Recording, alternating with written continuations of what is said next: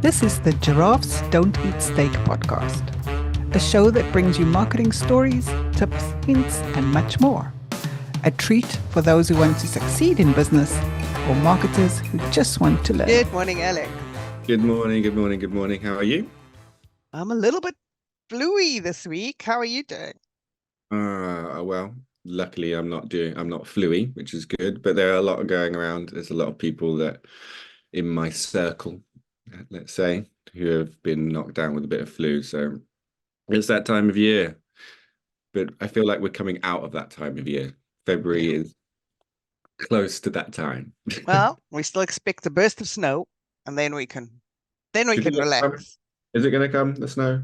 It always snows in February, and then we always get surprised every year. Oh, wow. It's like, Yes. no, if you look every year, I've got my Google photos. There was snow in February every year. There was also snow in January 2 years ago. I've got photos on my phone. It was really snowy around here. Mm. So we'll see. We'll It's see. it's so interesting how people forget trends, right? Mm. Trends are trends. They're there for a reason. Yes, things can change going forward, but generally, if you look at how it's gone, it's gonna go the same. Are you a climate denier? No, I'm not. I'm not. I'm not. No, I know. I'm just teasing. Right. So, what I thought we could chat about today, Alex, is websites, because we've done a lot of websites either together or separately. And one of the questions I get quite a lot is, why is my website not generating leads? Does that just sound familiar to you? That sounds very familiar. Very familiar. It's an odd question, though. Why is my website not generating leads? Because it's not just your website that's generating the leads, is it? Of course, your website is a big part of it because you can attract people organically through SEO, but everything else you do is actually external to the website, Yeah. bringing people to the website. So it is a funny, I guess, for people who don't have a marketing background. It I guess it makes sense. I got a new website. It's brand new. It looks brilliant. I've pressed play. I've pressed go. I've launched it. And I expect everyone to come pouring Yeah. in. Where Yeah, are exactly. these thousands of Where is people? everybody? Yeah. Where is everyone? I guess you just need to think of it as like opening up a shop in an alleyway somewhere that no one walks down. And not Soon telling anyone you're there. without telling anyone. But it may look amazing inside, a beautiful, beautiful shop. But if nobody knows about it, no one's going to walk in. Maybe you might hear maybe some people might come randomly, but Yeah. that's it. So there's a lot. The website is merely the shop. It's the shop. Yeah. And I mean, I love that analogy actually, because it's also the case of people think by announcing on LinkedIn or Facebook, hey, I have a new website. They think that's it, right? Like, hey, I have a new website. Ta-da! No, Exactly. most Yeah. people don't care that your website is new. No one cares. I was having that conversation the other day.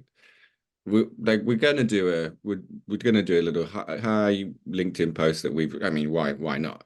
It's good just to do it anyway, officially announce it. But I did say, look, no one cares. No one cares. No one cares. The only people that care us. But I think it's the purpose, right? As long as everyone understands the purpose of doing that is actually to remind people of your brand. That's all you're doing. You're putting your hand up saying, we are here and we're active and we're fresh. It's And not about the website. no, It's about the brand and just saying a reminder, right? Top of mind, we're still here. yeah, no, it's exactly right. Exactly right. And the term why isn't it generating any leads?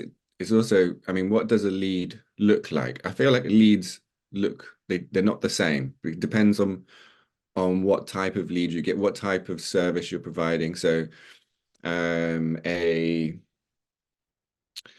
if you're selling I don't know, pen or something like that. A cheap pen, a pen that costs, I mean, okay, maybe it's back in the day. Maybe not, do people buy pens? I don't know. Anyway, oh, I received a pen the other day Yep. as Branded a gift. pens are still popular. No, I have some tenants, high tenants, if you listen. It was very lovely. And they sent me a gift. They sent me an engraved with my name pen. Oh, that's very Yeah. nice. With a little note in there saying, thank you very much for everything. Hashtag best landlord ever. Oh, Yeah. why? Because you're out of the country and you never bother them. No, I don't know. I mean, I always send They my have met you, right? they have. Oh, oof, Yeah, they have. okay. That's pretty. I do regularly send them chocolates for Ah, seasonal chocolates. oh, Seasonal chocolate. okay. Yeah. Well, you know. Anyway, where was I? Chocolates, pen. Pens. If you Yeah, buy a pen, then it's a sale, not a lead, right? If you could buy it straight away. yeah. But also I'm thinking of items that you can do mass lead generation, like Mm. only because of our good friend that we had on we had on last week. I'm not sure which order Yeah, we're in. last week. Mikhail, Um, yeah. account because he just always reminds me Hearing of aids he hearing spoke aids. about. Exactly. That's Hearing exactly what aids. I'm going to go to. Hearing aids. And you can create appointments. You know, creating an appointment for something is a different lead to say if you are a service provider rather Coach. than a coach, for example, and you are offering content in terms of information about something, an education piece, and you're just and you get to the point where you're just downloading something, downloading a white paper. That is someone entering the funnel, and that's a very different lead to someone putting in their appointment details to come in and see someone face to face for a free hearing aid consultation. Absolutely. And it comes back to what we always talk about, Alex, is when you're building your website, who is your target audience? Who is it you're trying to attract that needs to land there? Because that's who the website needs to speak to, right? Yeah, And exactly. then what action is it you want them to take, which is the lead? Do you want them to buy? So there's buy buttons. Do you want them to make an appointment? Do you want them to request a meeting? Do you want them to call you? Do you want them to send an email? And everything needs to be around driving people to that action. And that action is then the lead. Exactly. And the way that driving to that action can look very different. I'm going to stay with the same examples. A hearing Yeah, aid, all you need to know is, you know, the price from or whatever it will be, if it's available in your area, and the contact form there with where you can put in your availability. But again, if you're coming to a coach, you're going to want to have that journey a little bit different because they want to read more about you, exactly all the benefits you get from it, who you are, what the sessions look like, and probably you will have a trigger on your website that says, okay, once they've been engaging for X amount of time, or if they've engaged for X amount of time and then tried to leave, then I'll put up a pop-up which will say, would you like to download this for a little bit more information? Or if they're on a specific page, maybe you can offer them a different piece of content. But it's a slower, more subtle kind of entry into gathering the lead rather than we know all you need is 3 lines of information and a box to fill in your details. It's a very different journey. absolutely. It's again where what is the pain point? Is it a nail in the foot pain point? I need help now. Give me your name and email. Or not sure. I'm thinking about it. I need a lot more information. And when you get into software and IT, it's even longer, right? B2B, you're talking a completely different journey. So it's understanding, as we always say, Alex, your target audience. We're right back to that one point. We never leave it. No, we do not. It'll always be there. It will always be there. Now, here's our popular debate. What comes first, the design or the Oh copy? no. I knew you were going to ask that. I knew you were going to ask that. It depends who you ask. I mean, I have I'm more of a design focused person, which means for me, from a design point of view, to have the content first is great, because once you got the content, you can design around it. But I understand the other camp saying, let's design it and let's put the content in. But for me, okay, I don't know which side you're going to say actually, but I'm going to argue this side, that once you have the content, it's easy to design around it, because you've completely, you know exactly what needs to be said, especially if you as the designer aren't part of the content team or an external person. You don't know exactly what the business wants to achieve. I mean, you've been briefed, but no brief is will inform Foolproof. Yeah. completely. Yeah, I mean, you need 3 years in a business to totally understand it. Maybe not that long, but Only you, Alex. yeah, only me and my slow brain. But if you once you have all of the content, you can design around it. You know exactly how much is going to go in there, and then you have the full scope of the project.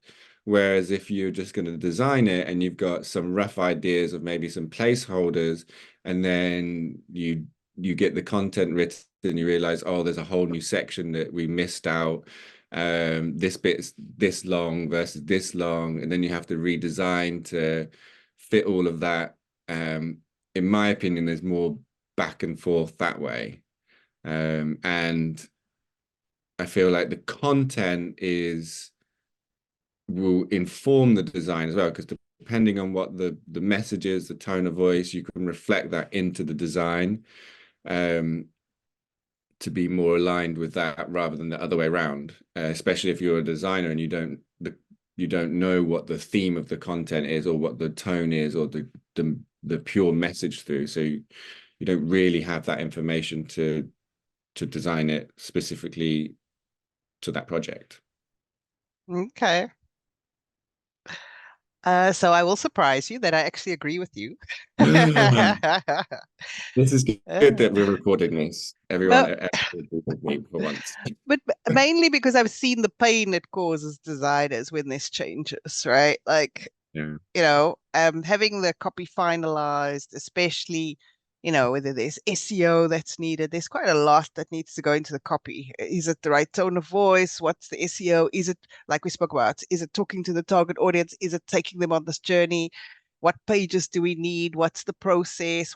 There's quite a lot that goes into the copy. And then for a designer to take that and bring it to life, I think that works really well. Mm-hmm. But I've seen the pain it causes when, from a copy perspective, it's a half job, let's say that. Then the Yeah. designer does all the stuff, and they're like, oh no, that doesn't work. We actually don't need this section, we need that. And they got to start all over, right? And I've seen the frustration. So yeah, I think I agree with you. I think getting that upfront strategy piece, thinking it through, and then interpreting that in how you want to talk to the customer, I think is really important. And then even we're saying the copy, but the outcome maybe actually we need a video here with Mm. this copy would work better in a video. So then or this copy would work better, like maybe testimonials would work better in graphics rather than text. So that's where the designer can add real value to the process, right? Yeah, I agree with that. So yeah, I agree with you, Alex. Yeah. I mean, ultimately, the ideal situation is they have been working together for a while, and and the designer is looped in pretty early on in the Yes. content, or at least to understand what the content is going to be. So you can start getting a bit of an idea, maybe start drafting some design elements that you can then add just to speed up the process.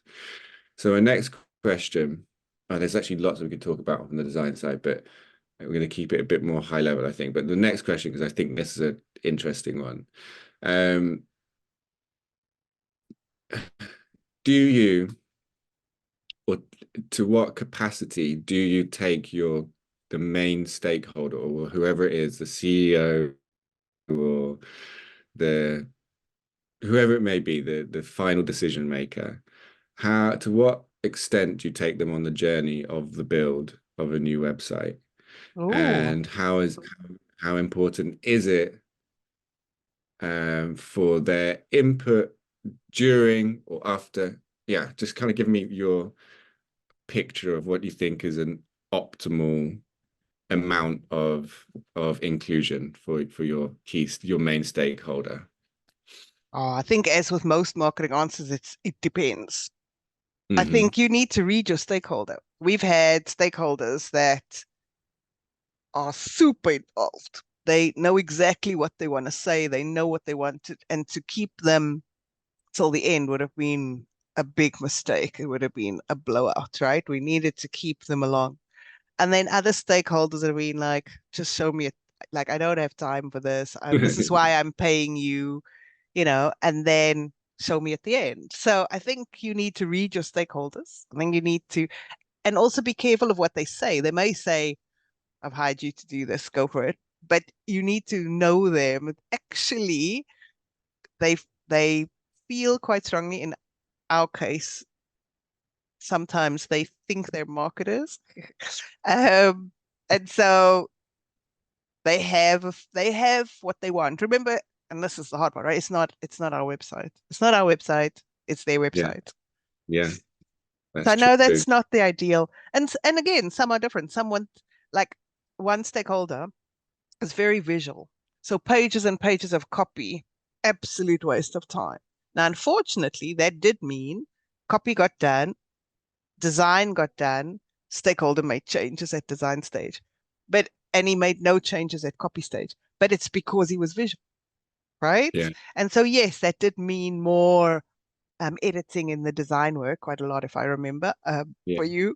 But that because he's so visual, he couldn't picture the website with just a Word doc of images. But that's when, I mean, there's some nice tools like Miro and all this kind of stuff where you can do an interim step, right? Like you can yeah. Like quite a highly like a well polished wireframe you can do. exactly. So that you don't have to go to the full build until that's kind of, and because that gives the proper look and Yeah, feel and they can get an idea.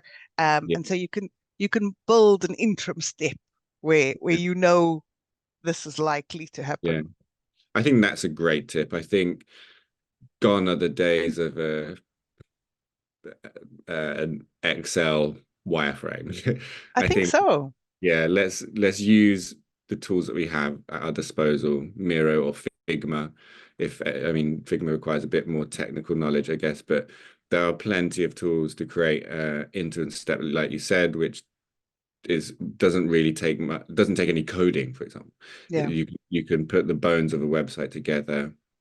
And Also, and also your copywriter can work directly in there so that you are doing this hand in hand working together on it like you spoke about, right?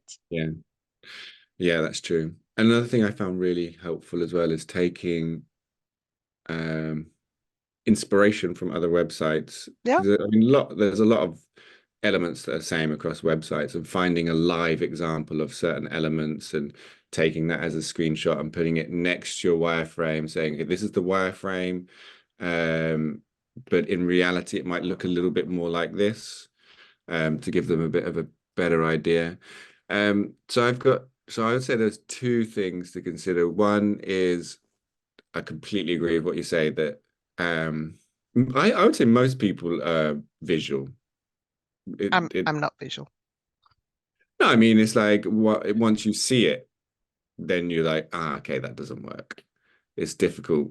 I mean, a lot of people, I True, think, true, true. and then so the chances are the big boss may be like that. The other thing is the big boss is usually pretty busy, Yeah, and if you give them 5 minutes attention on one small thing that you're looking and saying, but like completely out of context, like this part on the about us section, I think should be like that. But like, yeah, that sounds good. That looks good. Okay, I've got to go to another meeting. But in it's so if you just then leave it to at the end completely, and then they get it, and then they see it in totality with all the graphics, expect a lot of changes. yeah. Expect a lot of changes. Um, I See, I think I've had the opposite where on the small stuff they because it's out of context, spent hours and hours. Like, can you That's true. change it a little? No, I think this needs to move slightly to the left, like, because it's out of context, right? Yeah, So no, exactly. Yeah, that's true.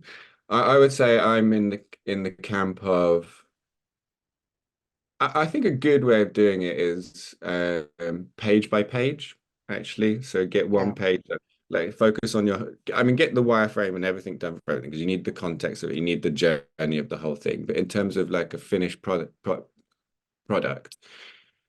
get the homepage done. and then once everyone's agreed the look and So, feel. yeah, and then the rest of the pages are actually a lot easier because the homepage is done and it's pretty much it's just a continuation of that, an extension of that. So once you've signed off that, that can be the slow bit, getting the homepage done. Once that's done and you've gone through all of the nitty gritty changes and the picky bits, the rest is a lot easier. Cool, great tip, Alex. Great tip. So back to the question, why is my website not generating leads? We've come up with, are you sending traffic there? So, SEO takes a while to build. It doesn't happen immediately. So other than SEO, how are people finding your website? Maybe you did do a launch, but that's not enough. We've come up with, is your flow correct? Are you talking to your target audience? Wow, I guess even with the bleeds, are you sending the right people to your website? Because it's no good if you're sending the wrong people. That's true. Um, No good if uh, you're sending a click farm people from click farms in wherever it may be. yeah, that's probably your stats would look lovely, but your Yeah, leads will not, right? yeah, exactly. And then what is the action you want them to take, and how hard is it for the action? Are you giving them enough or too much information? Because it can be either way, right? To actually get to that action. I was on a page, the additional stuff, like the buy button went to a landing page, and then the buy button on the landing page was right at the bottom of reams and reams and reams of text and videos and testimonials and whatever. So Mm, I lost interest because yeah. I've come across some stuff like that that are kind of overdoing the set. It was like I think you gave the example the other day when it was a LinkedIn business, LinkedIn sales for no, sorry, what was it? Sales yeah, navigator. And you're like, I want to buy. Okay, we'll schedule a call with someone. And there was a schedule a call with a salesperson. They're like, blah, blah, blah. This is why you should have it. Blah, blah, blah. No, I want to buy. And then you had and to wait another. Yeah, that sounds exactly the same, but on a digital format. understand your target audience's Yeah. journey, right? Their buyer journey, where are their heads, and you have to cater. I think harder websites are where you have a website for multiple audiences. Yeah. It's much easier if you have a website for one audience, right? Great. Send them there. They click the button, all good. But when you've got multiple audiences, knowing how to position it so you're not driving any of the audiences away, but it's easy for them to navigate. For me, then landing pages are much better for lead gen. Don't, leave the website as your general overview page. But when you're doing your lead gen, send them to a specific landing page, not to the Yeah. general homepage. No, no, exactly. That's a real bugbear of mine. I've seen that a few times as well. There's absolutely no point. There's no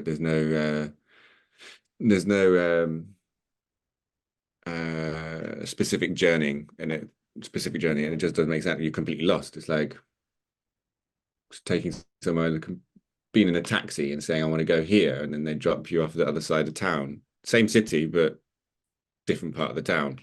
Like, where am I? Yeah. Awesome. Any Okay. last tips or are we good? I think we No, need to get some experts on, right? Shall we do that? Shall we get some experts on? yeah, let's get some people to talk a bit of some of the detail in SEO, some of the detail of Web builders, right? web building. Yeah, I think the we had Shane, we had one web builder. I think we ended up making him cry, right? yeah, It was a tough job. yeah. Oh. Um, Okay, cool. So until Awesome. next time. Until next Very time. much. Catch you Bye. later. Bye-bye.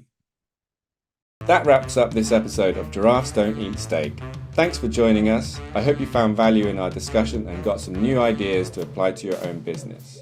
Tune in next week for another round of marketing insights and inspiration. If you enjoyed this episode, please leave us a review and subscribe on Apple Podcasts, Spotify, or wherever you listen to podcasts. We appreciate you listening. Catch you next time on Giraffes Don't Eat Steak.